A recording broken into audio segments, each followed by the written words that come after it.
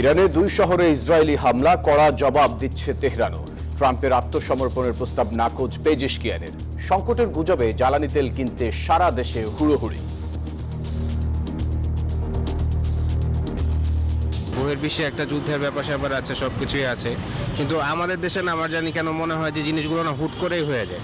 100টা সিরিয়ালে দাঁড়ায়, এখন যদি কয় ডিজেল নাই পাম্পে, ডিজেল ঠিকই বইতেছে বেরেল দেখান। এমনও কিছু আছে গাড়ি একবার নিল তেল নিয়ে আবার সে ঘুরে আবার 1 ঘন্টা সিরিয়াল দিয়ে সে আবার তেল নিতে আসছে। এটাকে স্বাভাবিকভাবে নিতে হবে যে এই সময়কালে আমি স্বাভাবিকভাবে আমার চালাচল করতে পারবো না, এবং তার কারণে যদি আমার কিছু আয়েরও কিছু সংকট পড়ে, সেটিও হয়তো এই সময়কালে কিছুটা মেনে নেবার প্রয়োজন পড়বে। উদ্বিগ্ন হওয়ার কিছু নেই বললেন মন্ত্রী। তেল নিয়ে উদ্বিগ্ন হওয়ার কোনো কারণ নাই। আমরা রেশনিংটা করেছি এই জন্যই যে একটা অনিশ্চয়তা আছে, যুদ্ধটা কতদিন চলবে।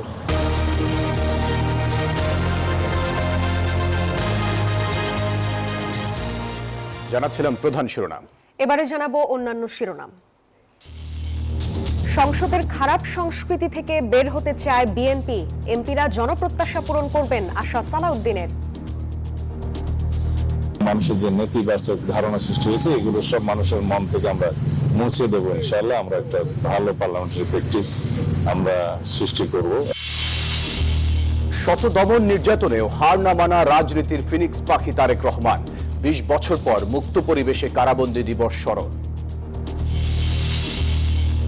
রাজনীতির সব বিতর্কের ঊর্ধ্বে ঐতিহাসিক 7 মার্চ।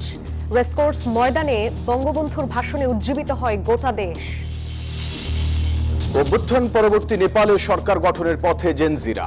র্যাপার বলেন্দ্র শাহের ভোটের ঝড়ে উড়ে গেলেন অলি ও প্রচণ্ডরা।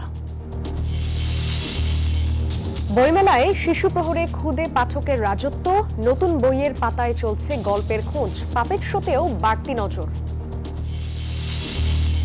এবং টি-20 বিশ্বকাপে মেগা ফাইনালে মুখোমুখি ভারত ও নিউজিল্যান্ড।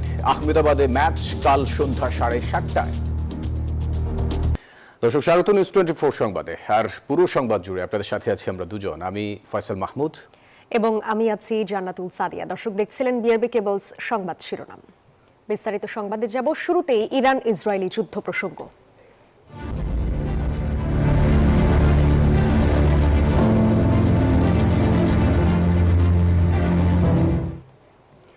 চাপের মুখে কখনোই মাথা নত করবে না ইরান। ট্রাম্পের নিঃশর্ত আত্মসমর্পণের হুঁশিয়ারির জবাবে এমন মন্তব্য করেন দেশটির প্রেসিডেন্ট মাসুদ পেজেশকিয়ান। শনিবার রাষ্ট্রীয় টেলিভিশনে দেয়া ভাষণে প্রতিবেশী দেশ থেকে হামলা না হলে পাল্টা আক্রমণ না চালানোর কথাও জানিয়েছেন তিনি। এদিকে আজ রাতে ইরানের উপর সবচেয়ে বড় বোমা বর্ষণের হুঁশিয়ারি দিয়েছেন মার্কিন প্রেসিডেন্ট ডোনাল্ড ট্রাম্প। অন্যদিকে পাল্টাপাল্টি হামলা অব্যাহত রেখেছে উভয় পক্ষ। যুক্তরাষ্ট্র ও ইসরায়েলের একের পর এক হামলায় কাঁপছে ইরান। শক্ত হাতে একাই তা প্রতিহত করে চলেছে দেশটি। হামলা দ্বিতীয় সপ্তাহে গড়ালেও তা বন্ধের কোনো লক্ষণই নেই। উল্টো সময় যত যাচ্ছে আরো ভয়াবহ আকার ধারণ করছে পরিস্থিতি। এর মধ্যেই ইরানের শর্তহীন আত্মসমর্পণ ছাড়া যুদ্ধ বন্ধের আর কোনো পথ খোলা নেই। ট্রাম্পের এমন হুঁশিয়ারির জবাবে দেশটির প্রেসিডেন্ট মাসুদ পেজেশকিয়ান বলেন, কোনো চাপের মুখে মাথা নত করবে না তেহরান। শনিবার রাষ্ট্রীয় টেলিভিশনে দেয়া ভাষণে প্রতিবেশী দেশ থেকে হামলা না হলে পাল্টা আক্রমণ না চালানোর কথাও জানান তিনি। গত কয়েকদিন প্রতিবেশী দেশগুলিতে হামলার জন্য আমরা ক্ষমা প্রার্থী। আমাদের আর কোনো পথ খোলা নেই। তবে আমি এও বলতে চাই, শত্রুদের চাপে ইরানের জনগণ মাথা নত করবে না। শনিবারও ইরানের রাজধানী তেহরান ও ইস্পাহানের বিভিন্ন লক্ষ্যবস্তুতে হামলা চালিয়েছে ইসরায়েল। এরই মধ্যে রাতে তেহরানের ওপর সবচেয়ে বড় আক্রমণের হুঁশিয়ারি দিয়েছেন যুক্তরাষ্ট্রের অর্থমন্ত্রী স্কট ভ্যাসেন্ট। এতে দেশটির ক্ষেপণাস্ত্র উৎক্ষেপণ কেন্দ্র ও ক্ষেপণাস্ত্র তৈরির কারখানাগুলো সবচেয়ে বেশি ক্ষতিগ্রস্ত হবে বলেও দাবি করেন তিনি। শক্ত হাতে শত্রুদের আগ্রাসনের জবাব দিচ্ছে ইরানও। শনিবার তেল আবিব ও জেরুজালেমের বিভিন্ন স্থাপনা লক্ষ্য করে চলে ক্ষেপণাস্ত্র হামলা। অন্যদিকে মধ্যপ্রাচ্যের যুক্তরাষ্ট্রের ঘাঁটি লক্ষ্য করেও হামলা চালিয়ে যাচ্ছে ইরান। 2টি ব্যালিস্টিক ক্ষেপণাস্ত্র এবং কয়েকটি ড্রোন প্রতিহতের দাবি করেছে সৌদি আরব। এদিকে মধ্যপ্রাচ্যের চলমান উত্তেজনার মধ্যেই বৈঠক ডেকেছে আরব লীগ। রবিবার ভার্চুয়ালি বৈঠকে অংশ নেবেন সদস্য দেশগুলোর পররাষ্ট্রমন্ত্রীরা। আফরিন মৌ, নিউজ 24। মধ্যপ্রাচ্যে যুদ্ধের দামামায় সংকটের গুজবে জ্বালানি তেল কিনতে দেশ জুড়ে চলছে হুড়োহুড়ি। ক্রেতাদের বাড়তি চাপে ইতিমধ্যে কয়েকটি ফিলিং স্টেশনে ঘাটতি দেখা দিয়েছে। যদিও বিপিসির তথ্য বলছে এখনো 12 দিনের জ্বালানি তেল মজুদ রয়েছে দেশে। জ্বালানি বিশেষজ্ঞ বলছেন, গুজব ছড়িয়ে তেল কেনা থেকে বিরত থাকতে হবে। একই সঙ্গে কেউ যাতে তেল মজুত করতে না পারে তা নজরদারিতে রাখতে হবে। মধ্যপ্রাচ্যের যুদ্ধ পরিস্থিতির বড় ধাক্কা লেগেছে বিশ্বের জ্বালানি বাজারে। ইরানের হরমুজ প্রণালী বন্ধ হয়ে যাওয়ায় তেল ও গ্যাসের দাম দ্রুত বাড়ছে। অনিশ্চয়তা তৈরি হয়েছে সরবরাহে। সেই সংখ্যা ছড়িয়ে পড়েছে দেশের তেলের বাজারে। দাম বৃদ্ধি ও সরবরাহে বিঘ্ন ঘটার আতঙ্ক চেপে বসেছে জনমনে, যার ফলে রাজধানীর ফিলিং স্টেশনগুলোতে বাড়তি ভিড় পরিবহন চালকদের। তেল পাওয়ার আশায় লম্বা লাইনে অপেক্ষা করতে দেখা গেছে তাদের। এখন যেটুকু চালান যায়, পরে আবার সিরিয়াল আবার নিতে হবে। এখন তো সিএনজির থেকে খারাপ অবস্থা। যুদ্ধ বাচ্চা কয়দিন হয়েছে, এখন যদি 3-4 দিন 5 দিনই হেরা যদি কয় যে ডিজেল নাই, এ নাই, তা নাই, তাহলে দেশটা যাবে কোথায়? কালকে বলে থাকে সরকার 1 মাসের তেল থাকে, তাহলে আজকে পাবো না কেন আমরা? এটা কি আসলে কি সিন্ডিকেট কিনা, না দাম বাড়ানোর জন্য এই প্রসেসটা চলতেছে কিনা, সেটা আমরা জানতে হবে।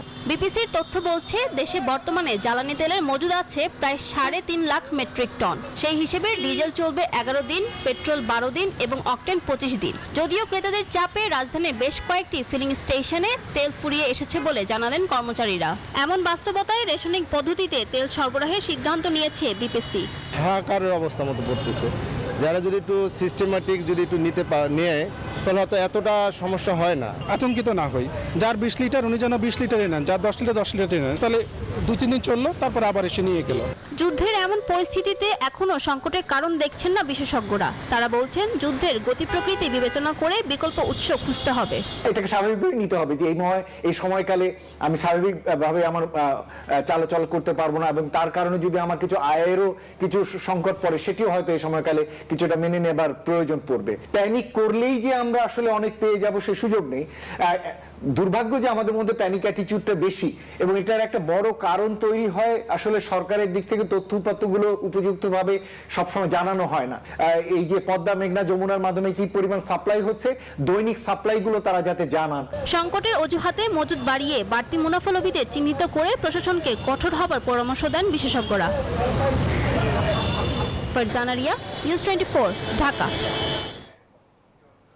মধ্যপ্রাচ্য যুদ্ধ পরিস্থিতির কারণে জ্বালানি তেলের সংকট হতে পারে, এই আশঙ্কায় আতঙ্কিত হয়ে সারা দেশের ফিলিং স্টেশনে ভিড় বেড়েই চলছে। প্রতিটিতেই যানবাহনের দীর্ঘ লাইন। কোথাও সীমিত পরিমাণে তেল বিক্রি করা হচ্ছে, আবার কোথাও মজুদ শেষ হয়ে যাওয়ায় সাময়িকভাবে পাম্প বন্ধ রাখার ঘটনাও ঘটছে। বিস্তারিত ডেস্ক রিপোর্টে। যুদ্ধ চলছে মধ্যপ্রাচ্যে, তবে ইতোমধ্যে তারই প্রভাব পড়েছে 3000 কিলোমিটার দূরের বাংলাদেশে। বিশ্ববাজারে জ্বালানি তেলের দাম বৃদ্ধি ও সরবরাহে বিঘ্ন ঘটায় আতঙ্ক চেপেছে জনমনে। এমন প্রেক্ষাপটে জ্বালানি তেল সংকটের শঙ্কায় দেশের বিভিন্ন স্থানে পেট্রোল পাম্পে তেল নিতে ভিড় করেছেন অনেকে। চট্টগ্রামে তেল নেই অজুহাতে নগরীর বেশিরভাগ পেট্রোল পাম্প বন্ধ রয়েছে, তবে পাম্প কর্তৃপক্ষ বলছে তেলের কোনো সংকট নেই। প্রায় 30 মিনিট ধরে দাঁড়ায় আছি, অপেক্ষায় আছি। এখন আমার সামনে 20 থেকে 30টা গাড়ি আছে।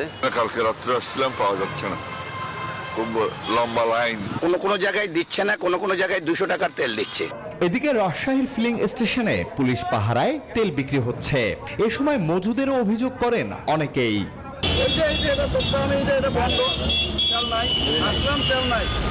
কালকে থেকে ডিলে মারামারি হইতেছে, কালকে থেকে তাকে বুঝাইতেছি, তারা বুঝে না, তারা মারবার।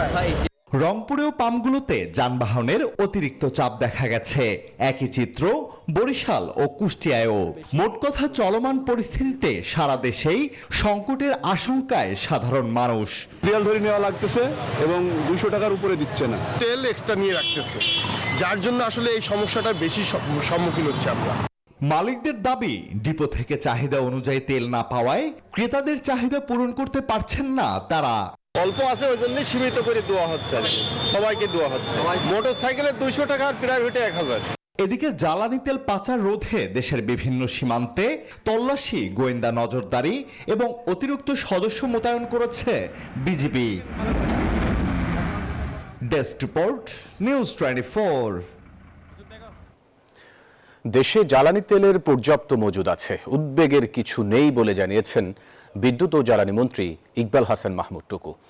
বিকেলে রাজধানী তেজগাঁওয়ে প্রধানমন্ত্রী তারেক রহমানের সঙ্গে বৈঠক শেষে এই কথা জানান তিনি। বলেন, আতঙ্কিত হওয়ার কিছু নেই, বিকল্প উৎস থেকে তেল সংগ্রহের চেষ্টা করছে সরকার। আগামী 9 তারিখ আরও 2টি ভেসেল আসছে জানিয়ে ইকবাল হাসান মাহমুদ টুকু বলেন, আগামীকাল থেকে ভ্রাম্যমাণ মোবাইল কোর্ট কাজ শুরু করবে।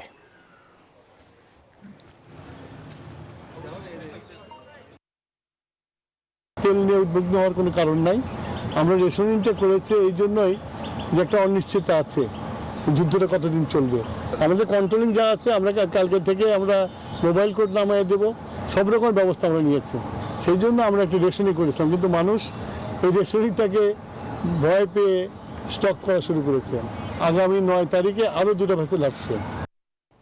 সংসদের খারাপ সংস্কৃতি থেকে বেরিয়ে আসতে চায় বিএনপি। সংসদীয় রীতিনীতির ধারণা দিতে দলীয় এমপিদের কর্মশালার সমাপনীতে এসব কথা বলেন দলটির স্থায়ী কমিটির সদস্য ও স্বরাষ্ট্রমন্ত্রী সালাহ উদ্দিন আহমদ। 12 মার্চ রাষ্ট্রপতির ভাষণের মধ্য দিয়ে শুরু হচ্ছে সংসদের প্রথম অধিবেশন। রাজপথ নয়, সংসদই হয়ে উঠুক রাজনীতির সব মীমাংসার কেন্দ্র। 12 মার্চ ত্রয়োদশ সংসদের সব এমপিদের স্বাগত জানাতে প্রস্তুত স্থপতি লুই আইকানের জাতীয় সংসদ ভবন। বিএনপির নির্বাচিত এমপিদের মধ্যে 146 জন এবারই প্রথম যাচ্ছেন জাতীয় সংসদে। তাদের সহ সব এমপি, মন্ত্রী, প্রতিমন্ত্রীদের সংসদের রীতি রেওয়াজ জানাতে গুলশানে প্রশিক্ষণ দিচ্ছে বিএনপি। শনিবার সকালে প্রথম অধিবেশনে অংশ নেন ময়মনসিংহ, ফরিদপুর, ঢাকা জেলা ও বিভাগের সংসদ সদস্যরা। আজকের এই প্রশিক্ষণের মাধ্যমে আমরা অনেক কিছু শিখেছি।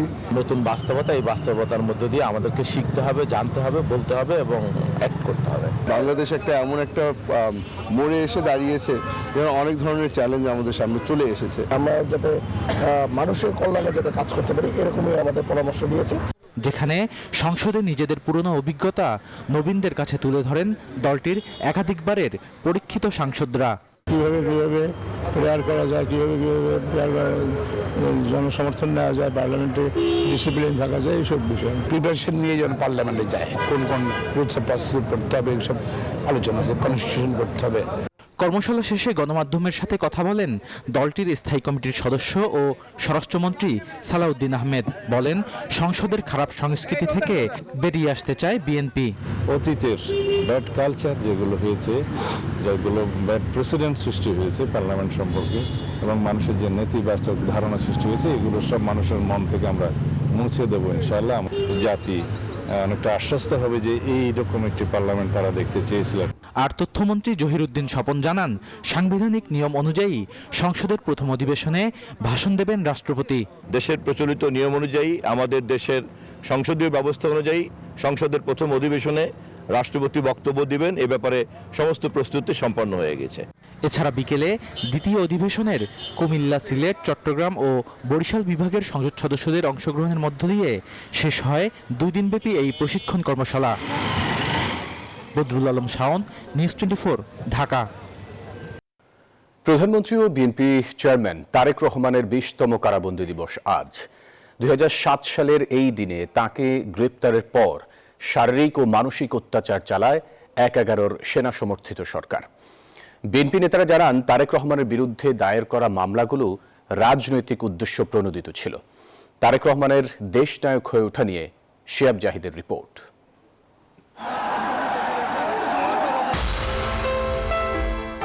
গ্রিক পুরাণের ফিনিক্স পাখির মতো বাংলাদেশের রাজনীতিতে ফিরেছেন তারেক রহমান। তবে ফেরার পথটা এত সহজ ছিল না তার। দীর্ঘ 18 বছরের নির্বাসন, নিঃসঙ্গতা আর যন্ত্রণার প্রহর গুণে 2025-এর 25 ডিসেম্বর দেশে ফেরেন তিনি। বরণের আনুষ্ঠানিকতা বলে দেয়, রাজনীতিতে ধ্বংসস্তূপ থেকে জেগে ওঠা ফিনিক্স পাখি তিনি। আপনাদের সামনে আমি বলতে চাই, আই হ্যাভ এ প্ল্যান। 2007 সালে সেই 111-এর ঝোড়ো হাওয়ায় তাকে ক্ষতবিক্ষত করা হয়েছে। অমানবিক শারীরিক নির্যাতনে পঙ্গুত্ব বরণ করতে হয়েছিল তাকে। রিমান্ডের সেই অন্ধকার প্রকোষ্ঠে তার মেরুদণ্ড ভেঙে দেওয়ার চেষ্টা হয়েছিল, কিন্তু তারা হয়তো জানতো না শরীরের হাড় ভাঙা গেলেও আদর্শের মেরুদণ্ড ভাঙা অসম্ভব। তারা যেভাবে অতর্কিতভাবে বাড়ি ঘেরাও করে তার রুম থেকে তাকে যেভাবে জোর করে বিনা ওয়ারেন্টে নিয়ে যায়, আমাদের প্রয়াত প্রধানমন্ত্রী জানতে চাই এবং তার অ্যারেস্ট ওয়ারেন্ট বারবার বলে দেখতে চাই, কিন্তু তার সামনে তার ছেলেকে যেভাবে নিয়ে যাওয়া হয়েছিল কালো অধ্যায় থাকবে, এটা আমাদের বুকের মধ্যে একটু কালো দাগ হয়ে আছে। লন্ডনে থেকেও মাটি ও মানুষের কাছ থেকে বিচ্ছিন্ন হননি তিনি। দীর্ঘ 1.5 দশকের বেশি সময় প্রবাসী থেকেই সামলেছেন দলের হাল। প্রযুক্তির সহায়তায় তৃণমূলের নেতাকর্মীদের সাথে গড়ে তুলেছেন অভূতপূর্ব সংযোগ। সময়ের পরিক্রমায় আজ তারেক রহমান কেবল একজন রাজনৈতিক নেতাই নন, বরং দেশের বৃহত্তর একটি জনগোষ্ঠীর কাছে আস্থার প্রতীক। সমর্থকদের মতে বিদেশের মাটিতে থেকে দলকে যেভাবে ঐক্যবদ্ধ রেখেছেন তা বিশ্ব রাজনীতিতেও বিরল। জিয়াদ জাহিদ, নিউজ 24, ঢাকা। পরিকল্পিতভাবে জাকাত ব্যবস্থাপনাকে কাজে লাগাতে পারলে আগামী 10 থেকে 15 বছরের মধ্যে দেশের দারিদ্র্য কমে আসবে, এমন মন্তব্য করেছেন প্রধানমন্ত্রী তারেক রহমান। শনিবার রাষ্ট্রীয় অতিথি ভবন যমুনায় আলেম ওলামাদের সাথে ইফতারে অংশ নিয়ে প্রধানমন্ত্রী এসব কথা বলেন। আলেম ওলামা, ইসলামিক স্কলার এবং সংশ্লিষ্টদের সমন্বয়ে জাকাত ব্যবস্থাপনা শক্তিশালী করার তাগিদ দেন প্রধানমন্ত্রী। বলেন, বৈশ্বিক পরিস্থিতির কারণে এবছর সীমিত পরিসরে ইফতার আয়োজন করা হলেও এতিমদের পাশে থাকার প্রতীকী বার্তা দিতেই এই আয়োজন। অবশ্যই একটি প্রতীকী তাৎপর্য। বিশেষজ্ঞগণ বলছেন, পরিকল্পিতভাবে জাকাত বন্টন করা গেলে দারিদ্র্য বিমোচনে জাকাত একটি যুগান্তকারী ভূমিকা পালন করতে পারে বাংলাদেশের দারিদ্র্য বিমোচনে। এমন বাস্তবতায় সরকার জাকাত ব্যবস্থাপনাকে আরো কার্যকর এবং লক্ষ্যভিত্তিক করার চিন্তা ভাবনা করছে। এই ব্যাপারে আজকে এখানে যারা বিশিষ্ট আলেম ব্যক্তিগত উপস্থিত আছেন, আপনাদের সহযোগিতা ব্যক্তিগতভাবে আমি কামনা করছি। জাতীয় সংসদে বিরোধী দল হিসেবে কার্যকর ও যৌক্তিক ভূমিকা পালন করবে জামায়াতে ইসলামী। শনিবার রাজধানীতে বিভিন্ন দেশের কূটনৈতিকদের নিয়ে আয়োজিত ইফতার মাহফিলে এসব কথা বলেন জামায়াতের আমির ডক্টর শফিকুর রহমান।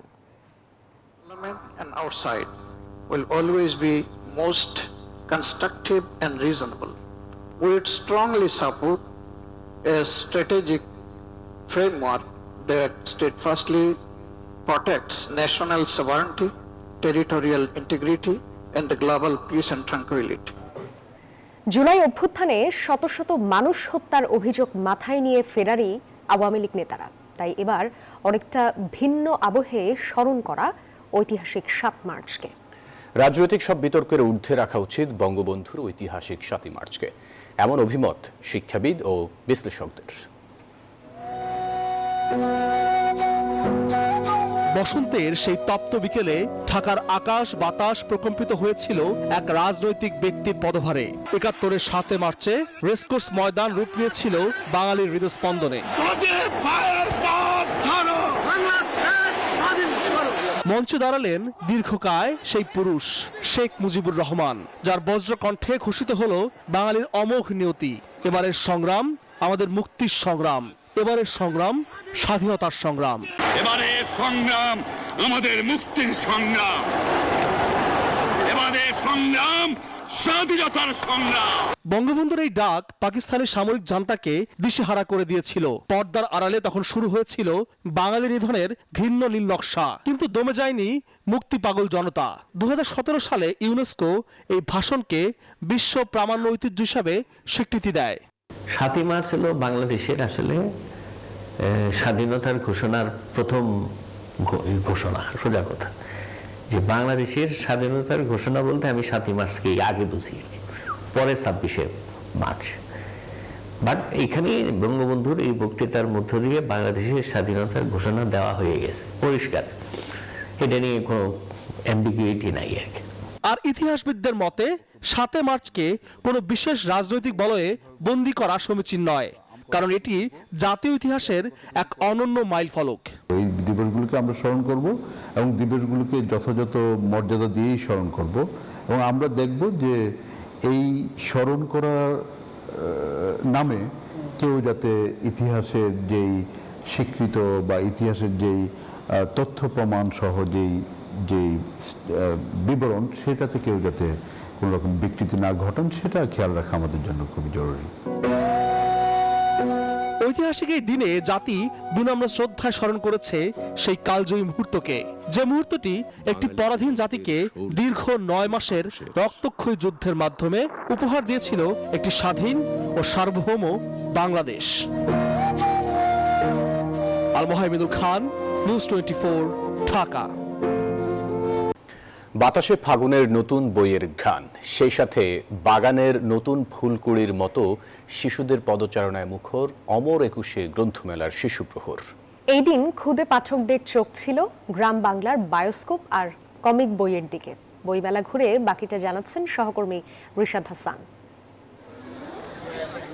শিশু প্রহর ঘিরে ছুটির দিনটা রঙিন হলো অমর 21শে বইমেলায়। সকাল থেকে এই শিশু প্রহরে ক্ষুদে পাঠকদের আনাগোড়ায় মুখর হয়েছে মূল প্রাঙ্গণ। মেলার আঙিনায় রং ছড়াচ্ছে ঐতিহ্যবাহী বায়োস্কোপ।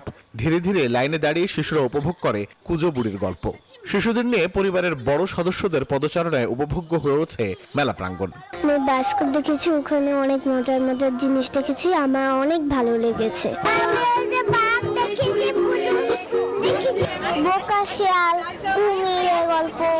হরেক রকম বই কেনার পাশাপাশি পাপেট শো সহ নানা আয়োজনে মেতেছে শিশুরা। পাপেট শোর মাধ্যমে শিশুদের বার্তা দেয়া হচ্ছে বই পড়া আর ভালো কাজের। আমাদের খেলা দেখাচ্ছে, আমাদের নাচ দেখাচ্ছে। আমার হচ্ছে সায়েন্স ফিকশন এবং অনেক রহস্য উপন্যাস ভালো লাগে। ইতিহাস বইও পড়তে অনেক ভালো লাগে, যেমন বিভিন্ন স্থাপত্য, স্থাপনা এসব বিষয়ক বই পড়তেও আমার অনেক ভালো লাগে। মেলায় কেউ এসেছেন বাবা মায়ের সাথে, কেউ বা বড় ভাই বোনের সাথে। উদ্দেশ্য বই ও বিনোদন। অভিভাবকরা অবশ্য সন্তানের মাঝে দেখেন ভবিষ্যৎ পাঠক। বাচ্চাদেরকে বই মেলায় নিয়ে আসার উদ্দেশ্য হচ্ছে ওরা যত ডিভাইসটা ছেড়ে পড়াশোনায় আগ্রহী তৈরি হয়। তা বই মেলায় আসতে আসতে ছোটবেলা থেকেই তারা যেন বই পড়ার আগ্রহটা বাড়ে। পাঠকদের মেলায় পেয়ে উচ্ছ্বসিত প্রকাশক ও লেখকরা। পাঠের একটা বীজ বুনে দেওয়া হয়, এর ফলে হয় কি যে শিশুরা পরবর্তীতে মানে তারা একজন বড় হয়ে একজন বড় পাঠক হবে, সেই স্বপ্নটা তারা এখন থেকেই দেখতে পারে। পপ আপ বই মানে বাচ্চারা হলো বইটা খুললেই ছবিগুলো ভেসে উঠবে, যাতে পড়ার সাথে সাথে মানে গল্পের ক্যারেক্টারগুলো কল্পনা করতে পারে। আগতরা বলছেন এই শিশুদের মধ্যে যেমন লুকিয়ে আছে পাঠক প্রজন্ম, হয়তো এদের মধ্যেই লুকায়িত আগামীর জনপ্রিয় কবি, কথাসাহিত্যিক বা নামকরা প্রকাশক।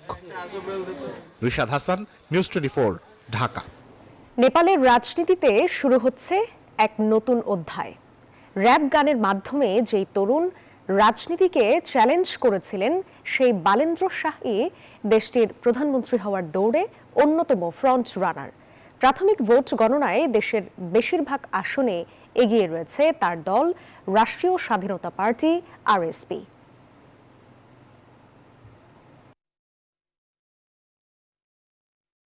দর্শক, ছিল নিউজ 24 সংবাদে। ধন্যবাদ সবাইকে।